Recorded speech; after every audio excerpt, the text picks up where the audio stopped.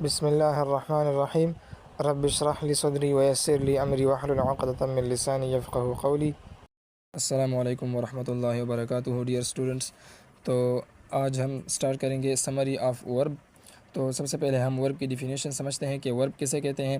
تو ہم نے کہا تھا کہ ورب ایک ایسا لفظ ہوتا ہے کہ جو ہمیں کسی چیز کی حالت یا کسی شخص کی حالت کو ظاہر کرتا ہے، یا کسی چیز کے عمل کو یا کسی شخص کے عمل کو ظاہر کرتا ہے، تو اس کو ہم ورب کہتے ہیں۔ اور یہ ورب جو ہے یہ بنیادی طور پر عمل کا لفظ ہوتا ہے سینٹنس میں، اور یہ ورب جو ہے یہ نشاندہی بھی کر سکتا ہے اس بات کا کہ یہ کام گزرے ہوئے زمانے میں ہوا ہے، یا پھر موجودہ زمانے میں ہوا ہے، یا پھر آئندہ زمانے میں ہوگا، تو یہ اس کی نشاندہی بھی کر سکتا ہے۔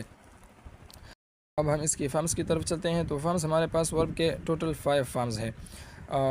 بیس فارم جس کو ہم فرسٹ فارم بھی کہتے ہیں، اور دوسرا پاسٹ فارم جس کو ہم سیکنڈ فارم بھی کہتے ہیں، اور تیسرا ہمارے پاس پاسٹ پارٹیسپل جس کو ہم تھرڈ فارم بھی کہتے ہیں، اور چوتھا ہمارے پاس پریزنٹ پارٹیسپل جس کو ہم فورتھ فارم بھی کہتے ہیں، اور پانچواں ہمارے پاس تھرڈ پرسن سنگولر جس کو ہم ففتھ فارم بھی کہتے ہیں۔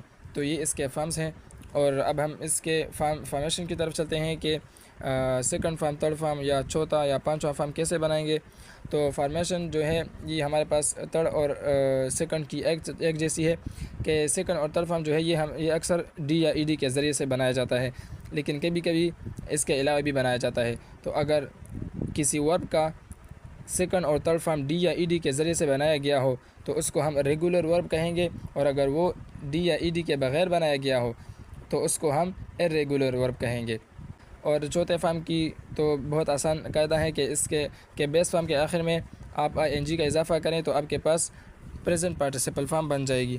اور ففتھ فارم کے بنانے کا قاعدہ بھی آسان ہے کہ اس کے آخر میں ایس یا ای ایس کا اضافہ کرو تو آپ کے پاس ففتھ فارم بن جائے گی۔ اور اب اس کی ٹائپس کی طرف چلتے ہیں۔ تو ورب کے ہمارے پاس پہلا ٹائپ جو ہے وہ ہے ٹرانزٹیو۔ ٹرانزٹیو ورب ایک ایسا ورب ہوتا ہے کہ جس کے لیے آبجیکٹ لانا ضروری ہوتا ہے، یعنی مطلب یہ کام جس چیز پر ہو رہا ہے وہ چیز آپ کو ذکر کرنی ہوگی ضرور، کیونکہ اگر آپ وہ ذکر نہ کریں کہ جس چیز پر وہ کام ہو رہا ہو تو پھر معنی مکمل نہیں ہوگا۔ اور انٹرانزٹیو ورب کیسے کہتے ہیں؟ تو انٹرانزٹیو ورب ایسا ورب ہوتا ہے کہ یہ کام جس چیز پر ہو رہا ہو تو وہ ذکر کرنا ضروری نہیں ہوتا، کیونکہ اس کے لیے آبجیکٹ ہی نہیں ہوتا کہ یہ کام اس پر ہو رہا ہے، نہیں، بلکہ اس کے لیے آبجیکٹ کی ضرورت نہیں ہوتی، بلکہ یہ اکیلا معنی دے سکتا ہے۔ اور اب اس کے بعد اسٹیٹو اور ایکشن ورب کی طرف چلتے ہیں۔ تو اسٹیٹو ورب کون سا ورب ہوتا ہے اور ایکشن ورب کون سا ورب ہوتا ہے؟ تو میں آپ لوگوں کو اس کا آسان سا تعریف بتا دیتا ہوں، تفصیل کی ضرورت نہیں ہے۔ کہ اسٹیٹو ورب ایک ایسا ورب ہوتا ہے کہ جب وہ کام ہو رہا ہو تو ہم اس کو اپنی آنکھوں سے نہیں دیکھ سکتے، اور ایکشن ورب ایک ایسا ورب ہوتا ہے کہ جب وہ ہو رہا ہو تو ہم اس کو اپنی آنکھوں سے دیکھ سکتے ہیں، تو اس کو ہم ایکشن ورب کہتے ہیں۔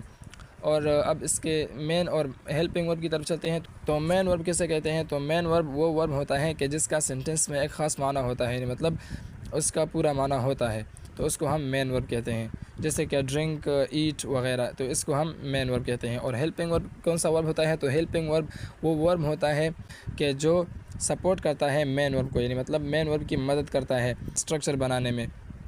اور ہمیں کیا فائدہ ہوتا ہے؟ تو اس ہیلپنگ ورب کے ذکر کرنے سے ہمیں یہ پتہ چلتا ہے کہ یہ کام کس زمانے میں ہوا ہے، موجودہ میں ہوا ہے، آئندہ میں ہوگا، یا پھر گزرے ہوئے زمانے میں ہو گیا ہے، تو ہیلپنگ ورب ہمیں یہ بتاتا ہے۔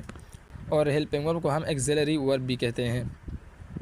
اور لنکنگ ورب کیسے کہتے ہیں؟ تو یہ لنکنگ ورب جو ہے یہ ایک ایسا ورب ہوتا ہے کہ جو ایڈجیکٹو کو یا کسی ناؤن کو اب سبجیکٹ کے ساتھ جوڑ دیتا ہے، تو اس کو ہم لنکنگ ورب کہتے ہیں۔ تو یہ تھا آپ لوگوں کا سمری آف ورب۔ تو امید ہے آپ لوگوں کو سمجھ آ گئی ہوگی۔ تو ملتے ہیں اگلی ویڈیو میں۔ والسلام۔